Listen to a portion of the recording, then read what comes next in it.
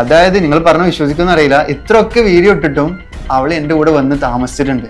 എനിക്കെതിരെ വീഡിയോ ഇട്ടിട്ട് എന്റെ കൂടെ വന്നിരിക്കുന്നത്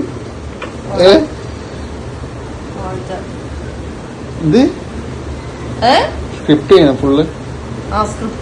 ഞാൻ ബാംഗ്ലൂർ നോക്കുമ്പോ എന്റെ റൂമിൽ വന്നിട്ട് ശല്യപ്പെടുത്തിയിട്ട് അങ്ങനെ ഓളെന്നെ റൂം എടുത്തിട്ട് ഓളതിന് അവിടെ ഒരാഴ്ചത്തോളം ഈ വീഡിയോ കിട്ടിയതിന്റെ ശേഷം ഒരാഴ്ചത്തോളം ഞങ്ങൾ താമസിച്ച്.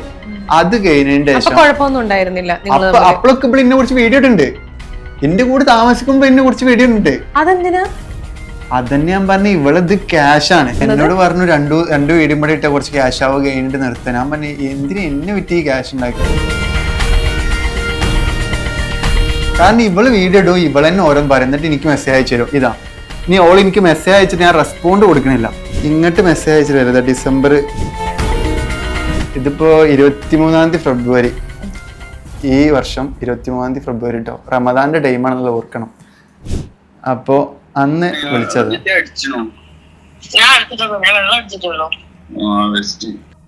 ഞാൻ അടിച്ചിട്ടൊന്നുമില്ല, ഞാൻ വെള്ളം അടിച്ചിട്ടുള്ളൂ. അപ്പോൾ അടിക്കുന്ന ആളാണെന്ന് അതിൽ തന്നെ ഉണ്ട്. ഡ്രഗിന് അഡിക്റ്റ് ആണ്, ഡ്രഗ് ഉപയോഗിക്കണെന്ന് പറയുമ്പോൾ ഞാൻ അതൊരു യൂസ് ചെയ്യാത്ത സാധനം യൂസ് ചെയ്യണ്ടെന്ന് പറയുമ്പോൾ അത് ഭയങ്കര ഷോക്കുള്ള പരിപാടി. ഞാൻ ആകെ യൂസ് ചെയ്യുന്ന ഒരു സിഗരറ്റാണ്.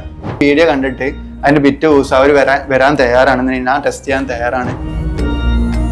ഇവൾക്ക് ഏറ്റവും ദേഷ്യമുള്ള സംഭവമാണ് നമ്മളെ ഹാപ്പിയായിട്ട് നടക്കണം കാണുന്ന അവൾക്ക് തീരെ ഇഷ്ടമല്ല. ഞാൻ ഒന്ന് മാറ്റിൽ സംസാരിച്ച് കഴിഞ്ഞാൽ ഓക്കെ നമുക്കൊക്കെ നിർത്താം, ഞാൻ ഒക്കെ ക്ഷമിച്ച് നീ ഇങ്ങോട്ട് വായോ എന്ന് പറഞ്ഞ് വിളിച്ച് കഴിഞ്ഞാൽ അവൾ എൻ്റെ പിന്നാലെ വീണ്ടും എൻ്റെ പിന്നാലെ വരും, എനിക്ക് ഉറപ്പാണ്.